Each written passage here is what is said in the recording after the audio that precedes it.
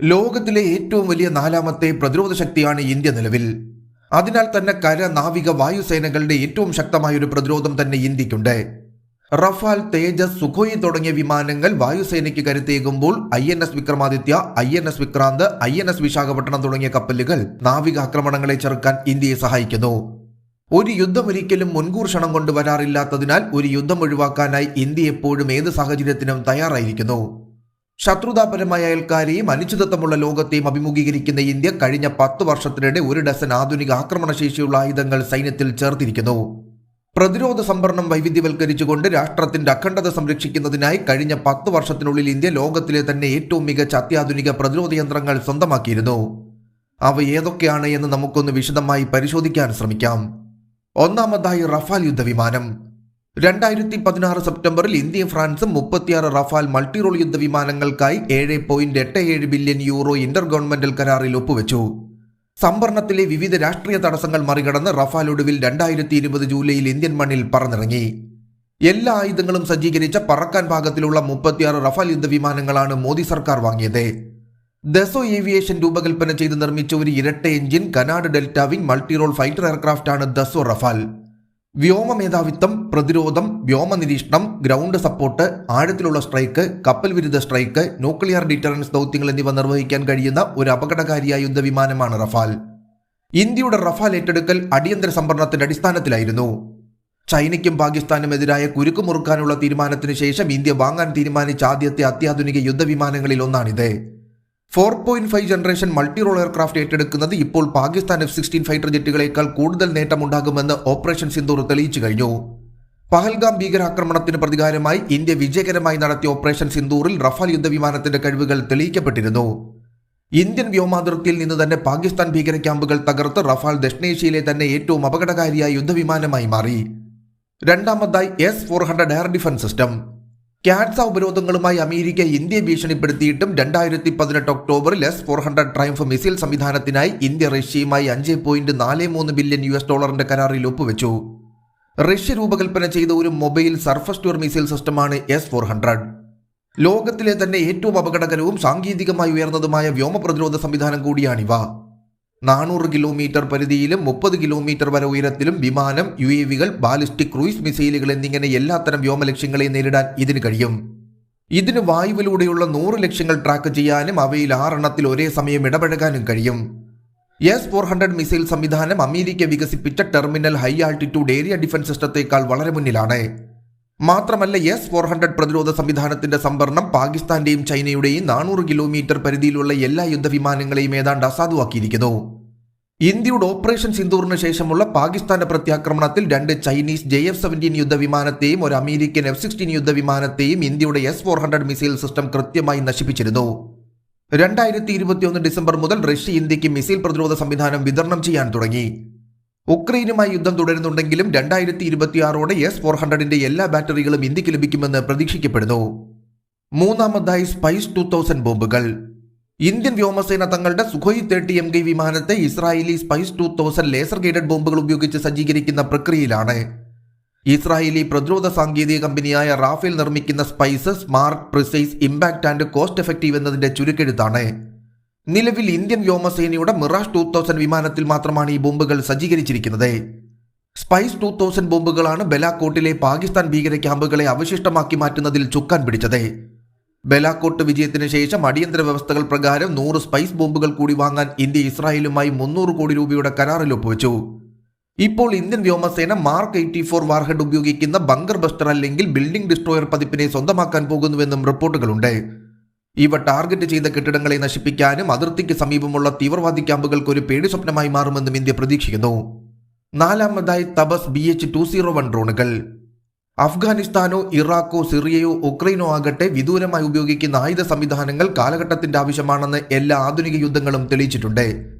ഇന്ത്യക്ക് അതിന്റെ വൻതോതിലുള്ള ഉപയോഗത്തിന്റെ ആവശ്യകത തോന്നിയിട്ടില്ലെങ്കിലും നോൺ കോമ്പാറ്റ് ഡ്രോണുകളുടെ ഒരു വലിയ ഇൻവെന്ററി ഇന്ത്യ പ്രവർത്തിപ്പിക്കുന്നു. ബാംഗ്ലൂർ ആസ്ഥാനമായുള്ള എയറോനോട്ടിക്കൽ ഡെവലപ്മെന്റ് എസ്റ്റാബ്ലിഷ്മെന്റ് വികസിപ്പിച്ചെടുത്തതാണ് തപസ് BH-201 കോമ്പാറ്റ് ഡ്രോണുകൾ.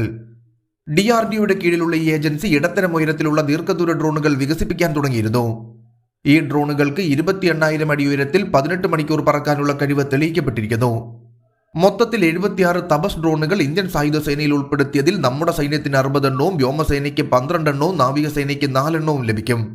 സംഭരണത്തിന് ശേഷം ഭൂമിശാസ്ത്രപരവും കാലാവസ്ഥപരവുമായ തടസ്സങ്ങളെ അതിജീവിച്ച് ശത്രുരാജ്യത്തിൽ ആഴത്തിൽ നുഴഞ്ഞു കയറാൻ ഇന്ത്യക്ക് സാധിക്കും. ഒരു മാനുഷിക ബാധ്യതയും വരുത്താതെ ഇന്ത്യക്ക് ശത്രുവിനെ നശിപ്പിക്കാൻ കഴിയുമെന്നത് ഈ ഡ്രോണുകൾ ഉറപ്പാക്കുന്നു. കൂടാതെ ഇനിയുള്ള യുദ്ധത്തിന്റെ ഭാവി ഡ്രോണിന്റെ ശേഷി നിർണ്ണയിക്കുന്നതിനാൽ ആധുനിക യുദ്ധക്കളത്തിൽ കോമ്പാറ്റ് ഡ്രോണുകൾ ഒരു ഗെയിം ചേഞ്ചർ ആയിരിക്കുമെന്ന് ഓപ്പറേഷൻ സിന്ദൂറിന് ശേഷമുള്ള ഇന്ത്യയുടെ ആക്രമണങ്ങൾ സൂചിപ്പിക്കുന്നു. അഞ്ചാമതായി airborne early warning and control system. 2019 Balakot വ്യോമാക്രമണത്തിൽ ഇന്ത്യൻ വ്യോമസേന ഉപയോഗിച്ചത് നേത്ര എന്നും അറിയപ്പെടുന്ന അവാക്സ് ആയിരുന്നു. ഈ ഓപ്പറേഷൻ വിജയകരമായി പൂർത്തിയാക്കിയ ശേഷം ഇത്തരം കൂടുതൽ എയർബോൺ സംവിധാനങ്ങൾ ഇന്ത്യൻ വ്യോമസേന ആവശ്യപ്പെട്ടിരുന്നു. ഐ ഇൻ ദ സ്കൈ എന്ന് വിശേഷിപ്പിക്കപ്പെടുന്ന അവാക്സ് അടിസ്ഥാനപരമായി അത്യാധുനിക റഡാർ ഘടിപ്പിച്ച ഒരു വിമാനമാണ്. എല്ലാ കാലാവസ്ഥയിലും 400 കിലോമീറ്റർ പരിധിയിൽ നിരീക്ഷണം നടത്താനും ഒരേ സമയം 60 ലക്ഷ്യങ്ങളെ ലോക്ക് ചെയ്യാനും ഇതിന് കഴിയും. ഈ പ്ലാറ്റ്ഫോമുകൾ ഇന്ത്യൻ വ്യോമസേനയ്ക്കും ഇന്ത്യൻ സൈന്യത്തിനും onboard command and control, early warning എന്നിവ നൽകുന്നു. ഇത് ഏറ്റവും കുറഞ്ഞ സമയത്തിനുള്ളിൽ ഫലപ്രദമായ വ്യോമാതിർത്തിയിൽ ആധിപത്യം കൈവരിക്കുന്നതിന് ഇന്ത്യൻ വ്യോമസേനയെ സഹായിച്ചു പോരുന്നു. ഈ വിമാനങ്ങളുടെ ഇൻഡക്ഷൻ ഇന്ത്യൻ വ്യോമസേനയുടെ വ്യോമ പ്രതിരോധവും ആക്രമണശേഷിയും വളരെയധികം വർദ്ധിപ്പിക്കുമെന്ന് മാത്രമല്ല, അതിർത്തി പ്രദേശങ്ങളിൽ മാത്രമല്ല ഇന്ത്യൻ മഹാസമുദ്ര മേഖലയിലെ രഹസ്യാന്വേഷണ ദൗത്യങ്ങളിലും ഒരു കണ്ണ് നിലനിർത്താൻ ഇത് ഇന്ത്യയെ സഹായിക്കുന്നു. ആറാമതായി INS വിക്രാന്ത്. തദ്ദേശീയ പ്രതിരോധ സാങ്കേതിക വിദ്യയുടെ ദിശയിൽ ഒരു വലിയ കുതിച്ചുചാട്ടം നടത്തിക്കൊണ്ട് ഇന്ത്യ ഇപ്പോൾ അതിന്റെ ആദ്യത്തെ തദ്ദേശീയ വിമാനവാഹിനി കപ്പലായ INS വിക്രാന്ത് വികസിപ്പിച്ചെടുത്തു. പ്രോജക്ട് 71 എയർ ഡിഫൻസ് ഷിപ്പിന് കീഴിൽ ഒരു തദ്ദേശീയ വിമാനവാഹിനി കപ്പലിന്റെ വികസനത്തിനും നിർമ്മാണത്തിനുമായി 1999 അടൽ ബിഹാരി സർക്കാർ അംഗീകാരം നൽകിയിരുന്നു. 23 വർഷത്തെ കാത്തിരിപ്പിനൊടുവിൽ രാഷ്ട്രം അതിന്റെ ആദ്യത്തെ തദ്ദേശീയ വിമാനവാഹിനി കപ്പൽ അങ്ങനെ വികസിപ്പിച്ചെടുത്തു.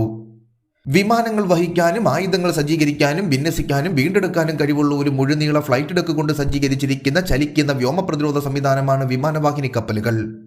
വെള്ളത്തിൽ എവിടെ നിന്ന് വേണമെങ്കിലും വ്യോമാക്രമണം നടത്താനുള്ള ഓപ്ഷൻ ഇന്ത്യക്ക് INS വിക്രാന്ത് നൽകുന്നു. കൂടാതെ യുദ്ധസമയത്ത് ശത്രു സൈന്യത്താൽ റൺവേകൾ നശിപ്പിക്കപ്പെട്ടാൽ നാവികസേനയ്ക്ക് ഇത് രണ്ടാമത്തെ പ്രഹരശേഷി നൽകുന്നു. ഇന്ത്യയുടെ ആദ്യത്തെ തദ്ദേശീയ വിമാനവാഹിനി കപ്പലായ INS വിക്രാന്ത് 2022 ഓഗസ്റ്റിലെ സ്വാതന്ത്ര്യദിനത്തിൽ നാവികസേനയിലേക്ക് കമ്മീഷൻ ചെയ്തിരുന്നു. ഓപ്പറേഷൻ സിന്ദൂറിന് ശേഷമുള്ള പാകിസ്ഥാനെതിരെയുള്ള ഓപ്പറേഷനുകളിൽ INS വിക്രാന്തിനെ കറാച്ചി തീരത്തോടടുത്ത് ഇന്ത്യ വിന്യസിച്ചിരുന്നു എന്ന വാർത്തകളും പുറത്തുവന്നിരുന്നു. ഏഴാമതായി ഹാറൂപ്പ് ഡ്രോണുകൾ.